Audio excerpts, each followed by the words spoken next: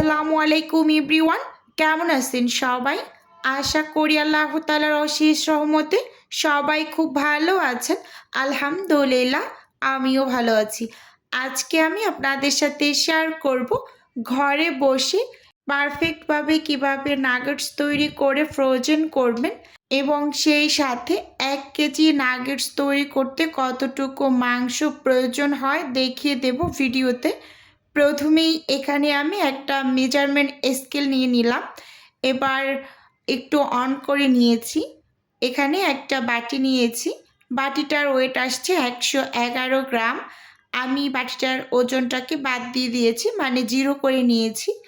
এবার আমি নাগেটস তৈরি করব অর্ডারের জন্য। তো কিছু মুরগির বুকের মাংস এরকম ছোট ছোট টুকরো করে কেটে নিয়েছি। ভালোভাবে পানি ঝরিয়ে তারপর এই যে এখন একটু মেপে নিচ্ছি। আপনাদের কিন্তু একেবারে দেখিয়ে দিচ্ছি প্রমাণ সহ। অনেকেই জিজ্ঞেস করেছেন, কিছুদিন আগে একটা নাগেটসের ভিডিও দিয়েছিলাম, তো ওখানে অনেক আপু জিজ্ঞেস করেছিলেন কতটুকু মাংস নিয়েছেন ১ কেজি নাগেটস তৈরি করতে। তো আজকে একটু দেখিয়ে দিচ্ছি। এই যে দেখুন, এখানে ৬৮৬ গ্রাম, প্রায় ৭০০ গ্রামের কাছাকাছি। এবার হচ্ছে এটাকে আমি সাইডে রেখে এখানে একটা বাটি নিয়ে নিয়েছি এবং যেই মাংসগুলো আমি মেপে নিয়েছি তো সেগুলো বাটির মাঝে ঢেলে নিলাম। এবার হচ্ছে সব মশলাপাতিগুলো এক এক করে অ্যাড করব। আর একটা কথা হচ্ছে, নাগেটস তৈরি করার সময় মাংসগুলোকে ছোট ছোট করে কেটে নেওয়ার পরে আপনারা খুব ভালোভাবে পানিটাকে ঝরিয়ে নেবেন। তো আমি খুব ভালোভাবে পানিটা ঝরিয়ে নিয়েছি। এবার এখানে আমি কালো গোলমরিচের গুঁড়ো দিয়েছি ১ চা চামচ। সেই সাথে এখানে উঁচু উঁচু করে ২ টেবিল চামচ দিয়ে দিচ্ছি কর্নফ্লাওয়ার। কর্নফ্লাওয়ারটা অবশ্যই দেওয়ার ট্রাই করবেন। সেই সাথে এখানে ১ চা চামচ রসুন বাটা এবং অ্যাড করে দিচ্ছি আমি ১ চা চামচ এখানে আদা বাটা। আদা এবং রসুনের পরিমাণটা কিন্তু আমি সম পরিমাণেই ব্যবহার করেছি।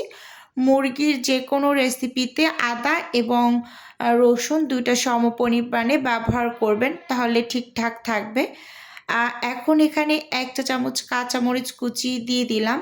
সেই সাথে উঁচু উঁচু করে ১ টেবিল চামচ দিয়ে দিয়েছি লাল মরিচের গুঁড়ো। আমার এই মরিচটা খুব বেশি একটা ঝাল না।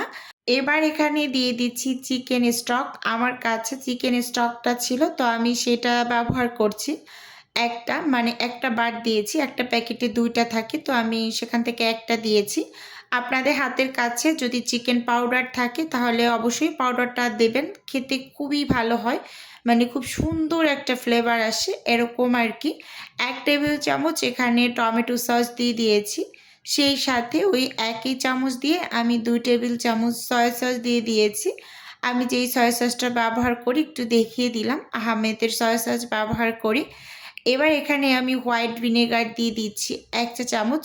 ভিনেগারটা অবশ্যই দিবেন, এতে করে নাগেটস দীর্ঘদিন ভালো রাখে ভিনেগারে এবং নাগেটসের ভিতরে জুসিনেসটাও বজায় থাকে। এই যে এখানে আমি 1/2 চা চামচের থেকেও কম করে বিট লবণ দিয়ে দিলাম। তো এখন এখানে অ্যাড করছি আমি মেয়োনিজ। তো অনেকেই মেয়োনিজটা মানে ব্যবহার করে না নাগেটসে, কিন্তু মেয়োনিজটা ব্যবহার করলে মানে খুবই মজার হয়। আপনারা ট্রাই করে দেখতে পারেন। আমি বলছি বলে না, কিন্তু খুবই মজার এই মেয়োনিজটা যদি আপনারা নাগেটসে ব্যবহার করেন। তো এবার এখানে আমি 1/3 কাপ হচ্ছে বাটার দিয়ে দিচ্ছি। এই বাটারটা কিন্তু সল্টেড বাটার। আপনারা যদি আনসল্টেড বাটার ব্যবহার করেন তাহলে অবশ্যই লবণ ব্যবহার করবেন। আমি এখানে সল্টেড বাটার দিয়ে দিলাম 1/3 কাপ। আর সবশেষে ১ চা চামচ চিনি দিয়ে দিয়েছি। যেহেতু সল্টেড বাটার দিয়েছি সেজন্য কিন্তু আমি আর কোনো টাইপের লবণ এখানে ব্যবহার করিনি। সয়া সসে লবণ থাকে, বাটারটা যেহেতু সল্টেড বাটার ছিল এবং সেই সাথে সামান্য একটু বিট লবণ ব্যবহার করা হয়েছে। আবার চিকেন স্টকের ভিতরেও কিন্তু লবণ থাকে কিছু পরিমাণ। তো সব কিছু মিলিয়ে আমি কিন্তু এখানে আর কোনো পরিমাণ লবণ অ্যাড করিনি। তো সব কিছু খুব সুন্দরভাবে এই যে নেড়ে চেড়ে মেখে নিচ্ছি। তো যদি লাগে তাহলে পরে কিন্তু লবণটা দিয়ে নেওয়া যাবে। আচ্ছা যাই হোক, তো চিকেনটাকে আমি মেখে ঝেঁকে সাইডে রেখে এখানে আমি এই যে একটা ব্লেন্ডারের জার নিয়েছি। তো জারের ভিতরে নিয়ে নিচ্ছি, এগুলোকে আমি ব্লেন্ড করে নেব। যেহেতু মাংসের পরিমাণ একটু বেশি, তো আমি ২ বারে ব্লেন্ড করে নিচ্ছি। একবারে ব্লেন্ড করতে গেলে ব্লেন্ডারের উপর অনেকটা বেশি প্রেশার পড়ে যায়, তখন কিন্তু ব্লেন্ডার নষ্ট হয়ে যেতে পারে, এরকম আর কি। আচ্ছা এখানে হচ্ছে আমি এই যে সব চিকেনগুলোকে ব্লেন্ড করে নিয়েছি, তারপর ঢেলে নিয়ে এসেছি। এবার আপনাদের এই যে চামচের সাহায্যে একটু দেখিয়ে দিচ্ছি কতটা স্মুথভাবে এটা ব্লেন্ড করে নেওয়া হয়েছে। এগুলোকে একটু সাইডে রেখে এখানে আমি পাউরুটি নিয়ে নিচ্ছি। আমি বড় সাইজের ২ পিস পাউরুটি নিয়েছি এবং সেই সাথে ছোট, ছোট সাইজের ২ পিস পাউরুটি নিয়েছি। বড়, বড় ৪ পিস পাউরুটি দিতে গেলে আমার কাছে মনে হয় পাউরুটির পরিমাণ অনেক বেশি হয়ে যাবে। তো সেজন্য আমি ছোট সাইজের ২ পিস পাউরুটি নিয়েছি এবং বড় সাইজের ২ পিস নিয়েছি। এবার এগুলোকে আমি একটু ব্লেন্ড করে নিয়েছি। ব্লেন্ডারে অফ স্কিনে করে নিলাম। তো এবার যেই মিশ্রণটা আমি রেডি করে রেখেছিলাম মাংসের, তার ভিতরে পাউরুটির গুঁড়োগুলো দিয়ে দিলাম। তো এবার হাতটাকে ভালোভাবে ক্লিন করে তো সবকিছু একসাথে একটু মেখে ঝেঁকে নিচ্ছি। এই যে দেখতেই পাচ্ছেন খুব সুন্দরভাবে একটু মেখে নিতে হবে যাতে করে মানে সবকিছু একসাথে মিশে যায়। আপনারা যদি চান তাহলে কিন্তু পাউরুটিটা একসাথে দিয়েও ব্লেন্ড করে নিতে পারেন। তো আমি যেহেতু মাংসের পরিমাণটা একটু বেশি ছিল, মানে ১ কেজি পরিমাণ নাগেটস তৈরি করব, সেজন্য মাংস পরিমাণ যেহেতু বেশি, তো এজন্য আমি কিন্তু আলাদাভাবে মিশিয়ে নিয়েছি। এবার এখানে আমি একটা ট্রের মাঝে ঢেলে নিচ্ছি। হাত দিয়ে চেপে, চেপে একদম সমান করে তারপর এই যে নাগেটসগুলোকে কেটে নেব। তো প্রথমে আমি ০.৫ ঘন্টার মতো এটাকে সেট হতে ফ্রিজে দিয়ে দেব। নরমাল ফ্রিজে বা ডিপ ফ্রিজে যে যেখানে দেন, আমি ডিপ ফ্রিজে দিয়েছি। এতে একটু সুবিধা হয়, মানে সেট হয়। আর না হয় সাথে, সাথে কেটে নিতে গেলে অনেকটা বেশি নরম হয়ে যায়। তো সেই ক্ষেত্রে কেটে নেওয়াটা খুব বেশি একটা সুন্দর হয় না। তো আপনারা এরকম করতে পারেন, ০.৫ ঘন্টার মতো একটু রেস্টে দিতে পারেন ডিপ ফ্রিজে।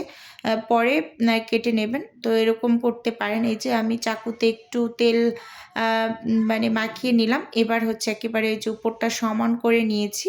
হাতে তেল মেখে প্রথমে একটু সমান করেছি, বাকিটা আমি চাকু দিয়ে কাজটা করে নিচ্ছি। আপনারা চাইলে এভাবে করে মানে আমার মতো নাগেটসগুলোকে কেটে নিতে পারেন। আমি সবসময় রেস্টে দিয়ে কেটে নিই, খুব ভালো হয়। এই যে দেখুন আমি ০.৫ ঘন্টার মতো রেস্টে দিয়েছি। একটু শক্ত হয়েছে, অনেকটা বেশি শক্ত হয়ে গিয়েছে এরকম কিন্তু না, মানে দেখেই বুঝতে পারছেন যে একটু শক্ত হয়েছে। তারপর এগুলোকে আমি পিস, পিস করে কেটে নিচ্ছি। আর এভাবে পিস, পিস করে কেটে নিতে খুব বেশি সুবিধা হয়। আর যদি নরম অবস্থায় কেটে নিতে যান তাহলে অনেকটা অসুবিধার মধ্যে পড়তে হয়। তারপর এখন এখানে আমি এগুলোকে মানে একটা, একটা করে আলাদা করে এখানে কিছু ময়দা নিয়েছি। ময়দার মাঝে একটু গড়িয়ে তারপর ব্রেড গামের ভিতরে গড়িয়ে নেব। আচ্ছা যাই হোক, ভিডিওর এই পর্যায়ে ছোট্ট করে নিজের বিজনেসের একটু প্রচার করছি। আপনারা তো অনেকেই জানেন যে আমার ছোট্ট একটা ফ্রোজেন আইটেমের বিজনেস আছে। যদি কেউ কোনো টাইপের ফ্রোজেন খাবার অর্ডার করতে চান তাহলে স্ক্রিনে দেওয়া হোয়াটসঅ্যাপ নাম্বারে নক দিলেই কিন্তু আমি A to Z বলে দেব। আর যদি কেউ অর্ডারটি সরাসরি কনফার্ম করতে চান তাহলে স্ক্রিনে দেওয়া হোয়াটসঅ্যাপ নাম্বারে কল করে সরাসরি অর্ডারটি কনফার্ম করতে পারেন। শুধুমাত্র ঢাকা সিটির মাঝেই ক্যাশ অন ডেলিভারিতে প্রোডাক্ট দেওয়া হয়, এরকম আর কি। এই যে দেখুন বন্ধুরা, এখানে আমি খুব সুন্দরভাবে ময়দার মাঝে একটু কোটিং করে নিয়েছি। এরপর হচ্ছে এই যে ডিমের মিশ্রণে চুবিয়ে তারপর মানে ব্রেড গামে কোটিং করে নিচ্ছি। এখানে আমি ২টা ডিম একটু ফেটিয়ে নিয়েছি সামান্য একটু লবণ দিয়ে। এবার হচ্ছে এই যে এর মাঝে চুবিয়ে তো ব্রেড গামে কোটিং করে নিয়েছি সবগুলো এখানে। তো এখন এগুলোকে আমি ডিপ ফ্রিজে ফ্রোজেন হতে দিয়ে দেব। তারপর একেবারে রেডি করে নেব, মানে ডেলিভারি দেওয়ার ঠিক আগ মুহূর্তে বের করে আমি মানে ডেলিভারির জন্য রেডি করে নেব। এই যে দেখুন সবগুলো খুব সুন্দরভাবে আমি কোটিং করে নিয়েছি। এই যে এটা প্রায় ৫ থেকে ৬ ঘন্টা পরে দেখুন এগুলো খুব সুন্দরভাবে কিন্তু ফ্রোজেন হয়ে গিয়েছে। এবার আমি ডেলিভারি দেওয়ার জন্য রেডি করে নিচ্ছি। আমি 1 কেজি পরিমাণ নাগেটস এখানে ডেলিভারির জন্য রেডি করে নিচ্ছি মেপে। তো এখানে কিন্তু বাটিটাকে প্রথমে আমি মেপে মানে 0 করে নিয়েছি। এবার হচ্ছে আমি নাগেটসগুলো দিয়ে দিচ্ছি। এখানে কিন্তু বাটির ওয়েট আসবে না, শুধু নাগেটসের ওয়েটগুলোই আসবে। এই যে দেখুন খুব সুন্দরভাবে কিন্তু এখানে 1 কেজি পরিমাণ নাগেটস আমি রেডি করে নিয়েছি মেপে, দেখতেই পাচ্ছেন। এই যে 7 গ্রাম বেশি আছে। আচ্ছা যাই হোক, এবার হচ্ছে আমি মানে জিপলক ব্যাগের ভিতরে দিয়ে দিচ্ছি নাগেটসগুলোকে একটা একটা করে। তো বন্ধুরা, আপনাদের কাছে আজকের এই ভিডিওটি কেমন লেগেছে চাইলে অবশ্যই কমেন্টস করে জানাতে পারেন। আর আপনাদের যদি কোনো টাইপের কোশ্চেন থাকে তাহলে অবশ্যই কমেন্টস করবেন, আমি যথাসম্ভব রিপ্লাই করার চেষ্টা করব। তো এখানে কিন্তু এই যে আমি একটা প্যাকেটে পুরো 1 কেজি দিয়ে দিলাম। তো এই আন্টির আরও কিছু খাবারের অর্ডার ছিল, মানে চিকেন কাবাব ছিল, বিফ কাবাব ছিল, তো সেগুলো কিন্তু আমি যে রেডি করে নিচ্ছি। পরোটা ছিল, তা ডাল পুরি ছিল, তো অনেকগুলো খাবারেরই অর্ডার ছিল। তো সবগুলোই কিন্তু খুব সুন্দরভাবে আমি রেডি করে তারপর কিন্তু ডেলিভারিটা করে দিয়েছি। তো আপনাদের এখানে আমি 12 পিস চিকেন কাবাবের একটু ওয়েটটাও দেখিয়ে দিচ্ছি যে আমার 12 পিস চিকেন কাবাবে কতটুকু ওয়েট আসে। তো এই যে বাটিটাকেও কিন্তু 0 করে এবার আমি প্যাকেটটা একটু বাটির মাঝে বসিয়ে দেখিয়ে দিলাম, 480 গ্রামের মতো ওয়েট আসে। তো আজকের ভিডিও বন্ধুরা এ পর্যন্তই রাখছি। দেখা হবে নতুন কোনো ভিডিওতে। আল্লাহ হাফেজ।